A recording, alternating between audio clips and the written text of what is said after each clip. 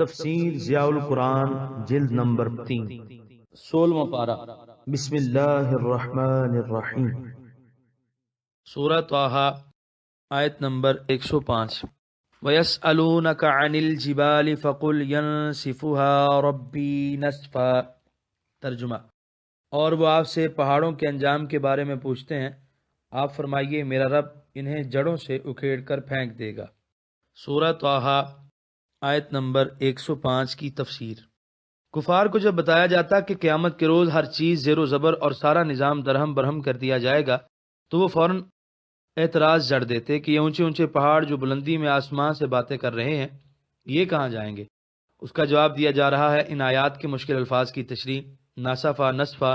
اس کی وضاحت کرتے ہوئے ابن العربی کہتے ہیں یعنی انہیں جڑوں سے اکھیڑ کر ریت کی طرح پیس کر رکھ دیا جائے گا، پھر دھنی ہوئی اون کے گالوں کی طرح ہوائیں انہیں اڑا کر لے جائیں گی اور ان کا نام و نشان تک باقی نہ رہے گا۔ القا ہموار میدان، صفصفن چٹیل میدان جس میں کوئی چیز اگی ہوئی نہ ہو، ایوجا کجی موڑ جس طرح پہاڑوں کا بل کھاتا ہوا سلسلہ ہوتا ہے۔ یعنی الامت کا معنی ہے چھوٹے چھوٹے ٹیلے، مطلب یہ ہے کہ جہاں آج اونچے پہاڑ اور گہری وادیاں ہیں وہ جگہ بالکل ہموار کر دی جائے گی، اس میں کوئی نشیب و فراز نہیں ہوگا۔ ہمسن مدھم آواز پاؤں کی آہٹ کو بھی ہمسن کہتے ہیں۔ سورہ طٰہٰ آیت نمبر 106۔ فَيَذَرُهَا قَاعًا صَفْصَفًا۔ ترجمہ: پس بنا چھوڑے گا اس پہاڑی علاقے کو کھلا ہموار میدان۔ سورہ طٰہٰ آیت نمبر 107۔ لا ترى فيها عوجا ولا امتا۔ ترجمہ: نہ نظر آئے گا تجھے اس میں کوئی موڑ اور نہ کوئی ٹیلا۔ سورہ طٰہٰ آیت نمبر 108۔ یومئذ یتبعون الداعی لا عوج لہ وخشعت الاصوات للرحمن فلا تسمع الا ہمسا۔ ترجمہ: اس روز سب لوگ پیروی کریں گے پکارنے والے کی، کوئی روگردانی نہیں کر سکے گا اس سے، اور خاموش ہو جائیں گی سب آوازیں رحمان کے خوف سے، پس تو نہ سنے گا اس روز مگر مدھم سی آہٹ۔ سورہ طٰہٰ آیت نمبر 109۔ یومئذ لا تنفع الشفاعۃ الا من اذن له الرحمن ورضی له قولا۔ ترجمہ: اس دن نہیں نفع دے گی کوئی سفارش سوائے اس شخص کی سفارش کے جسے رحمان نے اجازت دی اور پسند فرمایا ہو اس کے قول کو۔ سورہ طٰہٰ آیت نمبر 109 کی تفسیر۔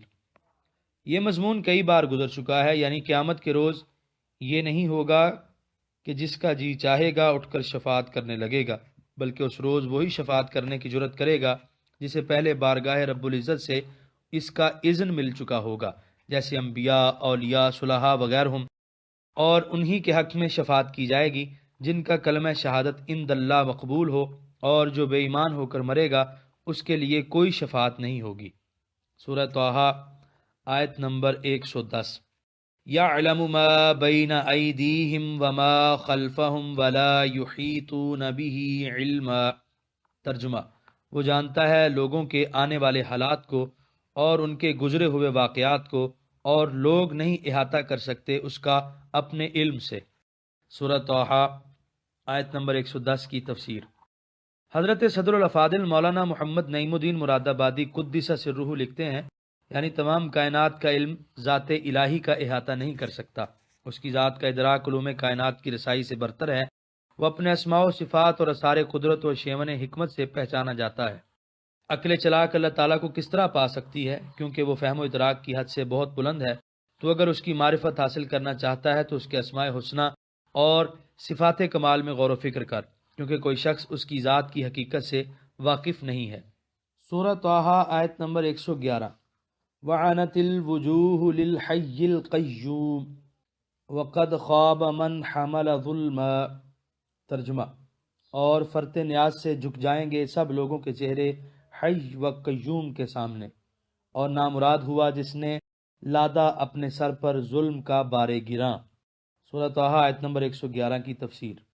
بڑے بڑے مطلق العنان بادشاہ، فاتحان عالم، سرکش رؤساء و امراء قیامت کے روز جب خداوند ذوالجلال کے حضور میں حاضر ہوں گے تو ان کی گردنیں جھکی ہوئی ہوں گی، ان کے چہروں پر عاجزی اور درماندگی کے آثار نمودار ہو رہے ہوں گے، کوئی دم نہیں مار سکے گا۔ سورہ طٰہٰ آیت نمبر 112۔ وَمَن يَعْمَلْ مِنَ الصَّالِحَاتِ وَهُوَ مُؤْمِنٌ فَلَا يَخَافُ ظُلْمًا وَلَا هَضْمًا۔ ترجمہ: اور جو شخص کرتا ہے نیک اعمال اور وہ ایماندار بھی ہو تو اسے اندیشہ نہ ہوگا کسی ظلم کا یا حق تلفی کا۔ سورہ طٰہٰ آیت نمبر 113۔ وَكَذَلِكَ أَنزَلْنَاهُ قُرْآنًا عَرَبِيًّا وَصَرَّفْنَا فِيهِ مِنَ الْوَعِيدِ لَعَلَّهُمْ يَتَّقُونَ أَوْ يُحْدِثُ لَهُمْ ذِكْرًا۔ ترجمہ: اور اسی طرح ہم نے اتارا اس کتاب کو قرآن عربی زبان میں اور طرح طرح سے بیان کی اس میں گناہوں کی سزائیں تاکہ وہ پرہیزگار بن جائیں یا پیدا کر دے یہ قرآن ان کے دلوں میں یہ سمجھ۔ سورہ طٰہٰ آیت نمبر 114۔ فَتَعَالَى اللَّهُ الْمَلِكُ الْحَقُّ وَلَا تَعْجَلْ بِالْقُرْآنِ مِن قَبْلِ أَن يُقْضَىٰ إِلَيْكَ وَحْيُهُ وَقُل رَّبِّ زِدْنِي عِلْمًا۔ ترجمہ: پس اعلیٰ و عرفہ ہے اللہ جو سچا بادشاہ ہے، اور نہ عجلت کیجیے قرآن کے پڑھنے میں اس سے پہلے کہ پوری ہو جائے آپ کی طرف اس کی وحی، اور دعا مانگا کیجیے میرے رب اور زیادہ کر میرے علم کو۔ سورہ طٰہٰ آیت نمبر 114 کے پہلے حصے کی تفسیر۔ اس آیت کی وضاحت کرتے ہوئے علامہ ابن کثیر نے حضرت ابن عباس کی حدیث نقل کی ہے۔ اس کا مطلب یہ ہے کہ سرکار دو عالم کو نبوت کی ابتدائی ایام میں نزول وحی کے وقت بڑی شدت کا سامنا کرنا پڑتا، جو جبرائیل کی زبان سے نکلتا اس کی طرف بھی پوری توجہ از بس ضروری تھی، اور جو وہ سناتے اس کا یاد رکھنا بھی از حد اہم تھا۔ نہ توجہ کو ادھر سے ہٹایا جا سکتا تھا، نہ وحی کو فراموش کرنے کا خطرہ برداشت کیا جا سکتا تھا۔ چنانچہ جبرائیل جو کلام الہی سناتے، حضور صلی اللہ علیہ وسلم اسے پورے انہماک اور توجہ سے سنتے تھے اور ساتھ ہی ساتھ اسے زبان سے دہراتے بھی۔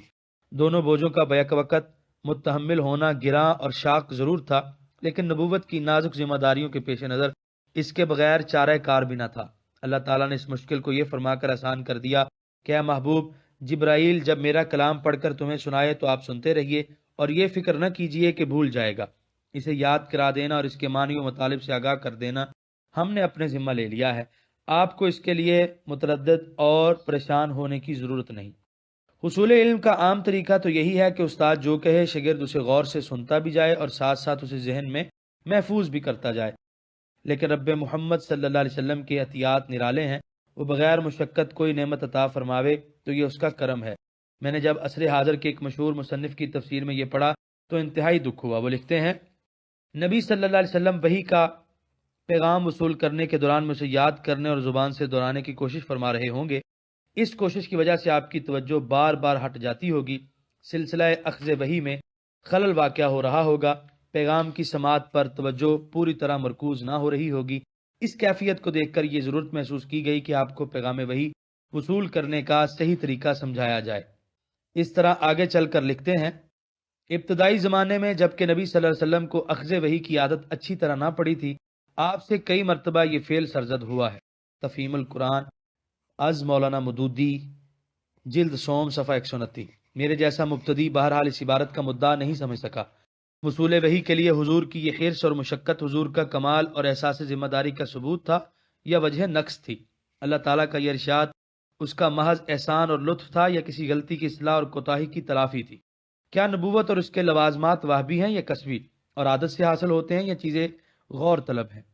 سورہ طٰہٰ آیت نمبر 114 کے بقیہ حصے کی تفسیر۔ میرے رب اور زیادہ کر دے میرے علم کو۔ علامہ ابن کثیر فرماتے ہیں، یعنی اس دعا کی برکت سے تا دم واپسی حضور صلی اللہ علیہ وسلم کے علم میں اضافہ اور زیادتی ہوتی رہی۔ علامہ آلوسی کہتے ہیں کہ اس میں علم لدنی کی طرف اشارہ ہے، اور علم لدنی اسے کہا جاتا ہے جو کسبی نہ ہو بلکہ محض اللہ تعالیٰ کی دین ہو۔ علامہ اسماعیل حقی رحمۃ اللہ علیہ نے یہاں بڑی پیاری بات لکھی ہے۔ لطائف قشیری رحمۃ اللہ علیہ میں مذکور ہے کہ حضرت موسیٰ علیہ السلام نے علم کی زیادتی کا سوال کیا تو انہیں خضر کے حوالے کر دیا گیا، اور ہمارے نبی کریم صلی اللہ علیہ وسلم کو بن مانگے زیادتی علم کی دعا سکھا دی، اور اپنے سوا کسی کی طرف کسب علم کے لیے جانے کی اجازت نہ دی، تاکہ دنیا کو معلوم ہو جائے کہ وہ ہستی جس نے ادبنی ربی کے مکتب میں وقر ربی زدنی علما کا سبق پڑھا ہے وَعَلَّمَكَ مَا لَمْ تَكُنْ تَعْلَمْ کی درسگاہ میں حقائق اشیاء کی جستجو کرنے والوں کے گوشے ہوش میں فَعَلِمْتُ عِلْمَ الْأَوَّلِينَ وَالْآخِرِينَ کا نقطہ پہنچا سکتا ہے۔ ترجمہ اشعار رومی۔ تمام انبیاء اور اولیاء کے علوم آپ کے قلب مبارک میں چاشت کے سورج کی طرح چمک رہے ہیں۔ وہ عالم جس کا استاد حق تعالی ہو، اس کے علم کے کمال کا کوئی کیسے اندازہ لگا سکتا ہے۔ آخری سطروں کی وضاحت ضروری ہے تاکہ عام تعلیم یافتہ حضرات بھی اس سے لطف اندوز ہو سکیں۔ حضور علیہ الصلوۃ والسلام کا ارشاد ہے کہ میرے رب نے مجھے ادب سکھایا ہے اور خوب سکھایا ہے۔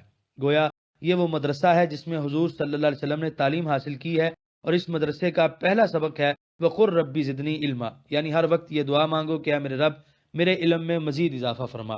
یہ مدرسہ جس کا یہ پہلا سبق ہے، اسی کے فیض سے حضور کو علّمَ مَا لَمْ تَکُنْ تَعْلَمْ کا مرتبہ نصیب ہوا، یعنی اے حبیب جو کچھ آپ پہلے نہیں جانتے تھے ہم نے آپ کو سکھا دیا۔ اس کا نتیجہ یہ ہوا کہ حقائق اشیاء کی تلاش کرنے والوں کے کانوں تک حضور صلی اللہ علیہ وسلم کا یہ اعلان پہنچا فَعَلِمْتُ عِلْمَ الْأَوَّلِينَ وَالْآخِرِينَ، یعنی تعلیم الہی سے مجھے پہلے لوگوں کا بھی علم حاصل ہو گیا اور بعد میں آنے والوں کا بھی علم حاصل ہو گیا۔ سورہ طٰہٰ آیت نمبر 115۔